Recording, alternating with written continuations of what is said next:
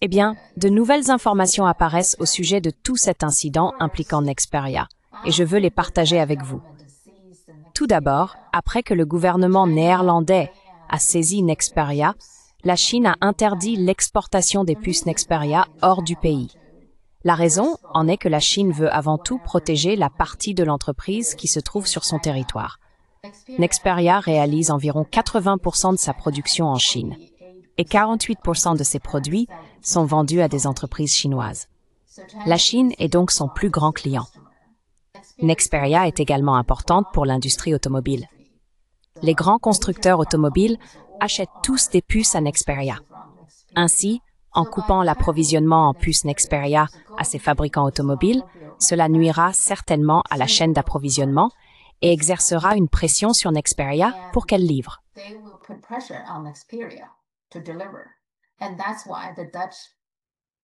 Et c'est pourquoi le ministre néerlandais du Commerce a déjà tenté de contacter la Chine pour voir s'il existait un moyen d'obtenir une exemption du bannissement pour Nexperia.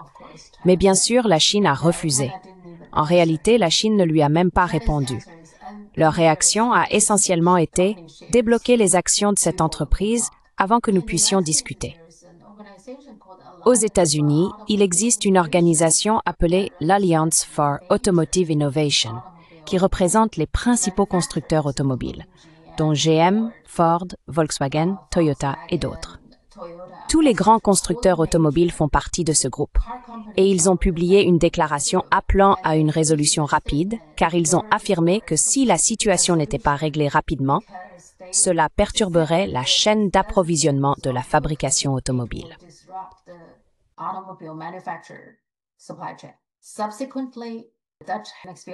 Par la suite, la société néerlandaise Nexperia a licencié tous les employés chinois. La Chine a réagi en déclarant qu'elle allait faire de Nexperia une entreprise entièrement chinoise. En somme, que tout ce que disent les Pays-Bas peut être totalement ignoré. Selon eux, la véritable Nexperia, c'est eux. Comme l'entreprise est enregistrée en Chine et qu'elle est légalement une société chinoise, la partie néerlandaise pourrait être complètement écartée. De plus, puisque la production se fait en Chine, ils peuvent pratiquement reprendre les clients. Et si l'interdiction est levée, les puces iront aux clients. Par exemple, les constructeurs automobiles. Elles partiront de Chine et le paiement reviendra en Chine. C'est, je crois, leur plan.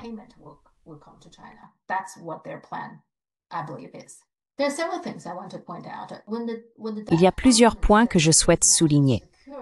Lorsque le gouvernement néerlandais a déclaré qu'il s'agissait d'une question de sécurité nationale, il faut garder à l'esprit que Nexperia était autrefois une entreprise néerlandaise avant d'être rachetée par WingTech, une société chinoise, vers 2018 ou 2019.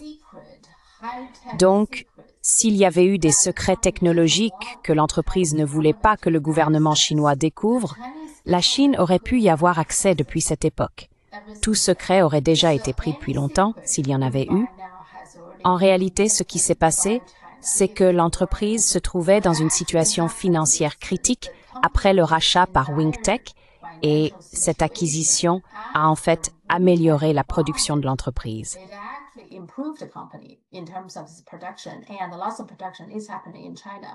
Et la perte de production se produit en Chine, plus efficace, de meilleure qualité. C'est à ce moment-là que l'entreprise a été sauvée. C'est à ce moment-là qu'elle est devenue plus acceptée, notamment par l'industrie automobile, et bien sûr le marché chinois a également contribué. Voilà ce qui s'est passé. Il n'y a donc rien qui puisse prouver l'argument du gouvernement néerlandais concernant la sécurité nationale. Il n'y a aucun dossier à défendre. En réalité, c'est WingTech qui a sauvé cette entreprise par la suite. Selon Yahoo Finance, tout a commencé parce que plusieurs cadres supérieurs de l'entreprise, des personnes comme Ruben Lichtenberg, qui est le directeur des opérations et directeur juridique, étaient impliqués.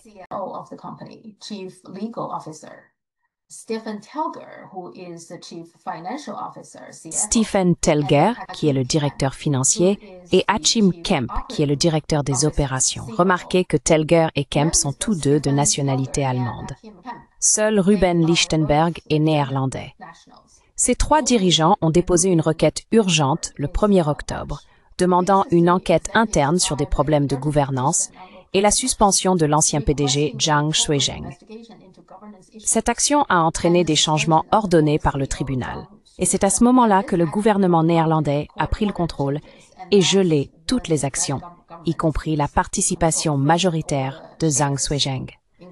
Certains petits actionnaires se regroupent maintenant et prévoient de déposer une plainte devant le tribunal néerlandais concernant la saisie illégale de leurs actions.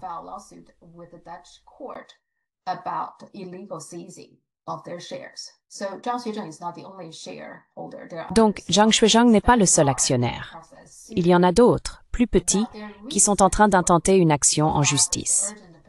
La raison de leur requête urgente est qu'ils affirment que le PDG Zhang Shuizheng a été contraint par Nexperia de passer une commande auprès de son autre société, Winsky Semi à Shanghai, d'une valeur de 200 millions de dollars.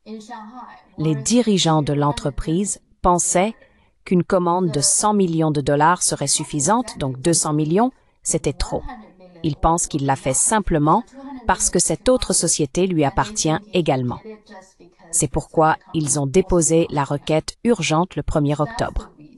Je n'ai pas beaucoup d'informations, mais en supposant que ce soit vrai, si les accusations étaient fondées, voilà le problème.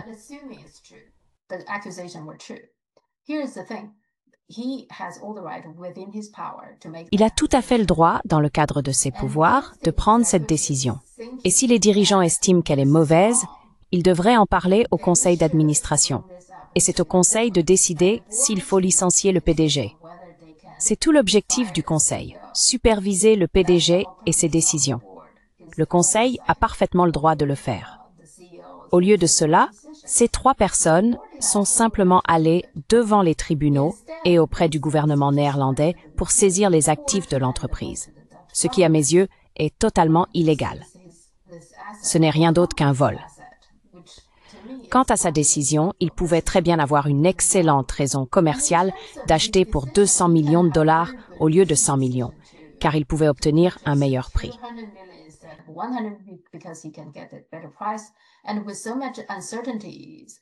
Et avec autant d'incertitudes dans l'ère géopolitique actuelle, il est tout à fait raisonnable de supposer qu'il souhaite avoir davantage de stock au cas où quelque chose se produirait. C'est tout à fait logique. Maintenant, il achète auprès de son autre entreprise. Cela ne semble pas être là que se situe le problème. Le problème est entre lui et ces personnes qui l'accusent d'actes répréhensibles. Il ne semble pas avoir de problème avec le fait qu'il achète auprès de cette haute société. Ils ont seulement un problème avec le fait qu'il en achète trop. Pour moi, c'est là le véritable enjeu. Cela semble être un petit problème qui se produit tout le temps dans les entreprises du monde entier.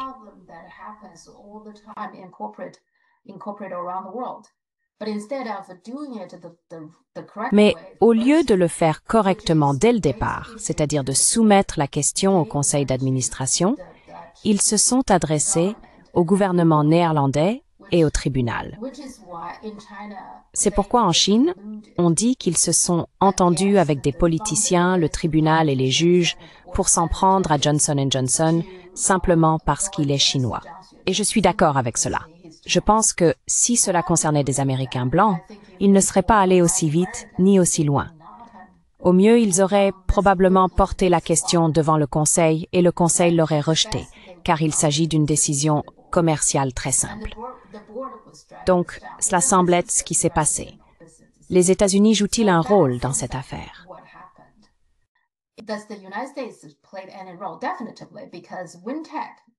Absolument, car Wingtech, qui est la société mère de Nexperia, a été inscrite sur la liste des sanctions l'année dernière. Puis cette année, ils ont élargi les sanctions en déclarant que non seulement Wingtech, mais aussi toutes les entreprises figurant sur la liste des sanctions, leurs filiales, seraient concernées tant que ces entreprises détiennent 50%.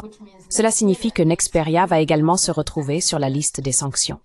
Et apparemment, les États-Unis ont même contacté Nexperia pour leur dire qu'avoir un PDG chinois n'était pas acceptable. Je suppose qu'ils l'ont fait, dans le dos du PDG. Les États-Unis ont donc certainement joué un rôle. Et ces personnes que je soupçonne d'être raciste, sont en désaccord avec lui sur des décisions commerciales, mais profitent du fait que les États-Unis et la Chine sont en conflit commercial.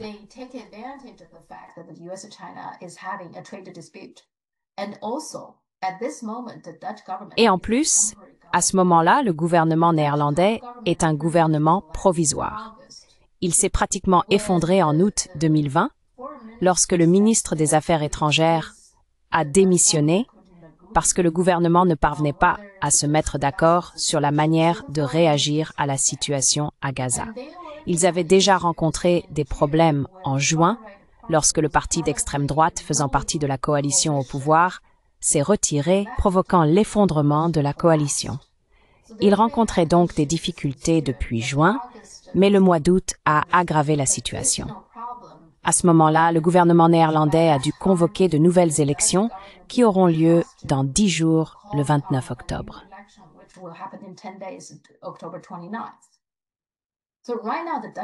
En ce moment, le gouvernement néerlandais est un gouvernement temporaire, certainement un gouvernement très faible lorsqu'il s'agit d'un gouvernement de transition. Ces trois individus ont une vendetta personnelle contre le PDG en raison de leur désaccord sur des décisions commerciales, mais aussi parce que le PDG est chinois.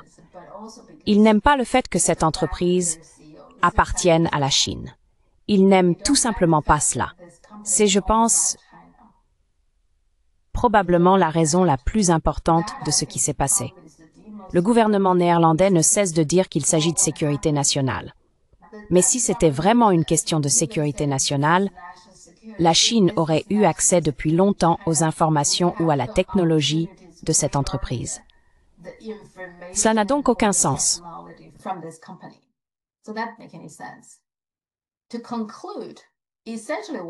Pour conclure, ce qui s'est essentiellement passé, c'est que trois individus, des individus racistes, ont profité du fait que la Chine et les États-Unis sont actuellement au cœur d'une compétition acharnée, d'une guerre commerciale. En même temps, il y a un gouvernement néerlandais temporaire et faible. Ils en ont profité pour régler une vendetta personnelle liée à la lutte de pouvoir au sein de l'entreprise. La loi utilisée par le gouvernement néerlandais s'appelle la loi sur la disponibilité des biens. Elle a été adoptée en 1952, pendant la guerre froide. L'objectif de cette loi est de protéger les biens essentiels et d'en garantir la disponibilité, en donnant au gouvernement le droit d'intervenir lorsque des chaînes d'approvisionnement cruciales sont perturbées.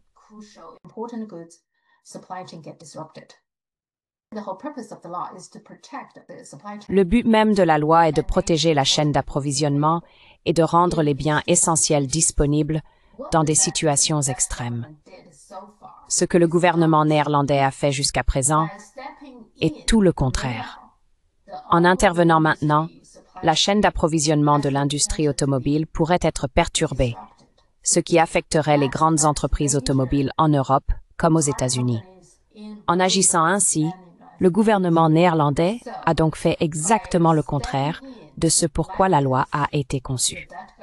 Je continuerai à suivre la situation et à vous tenir informé. Si vous aimez mon programme, n'hésitez pas à cliquer sur le bouton « J'aime » et à vous abonner. J'ai toujours hâte de lire vos commentaires. Merci.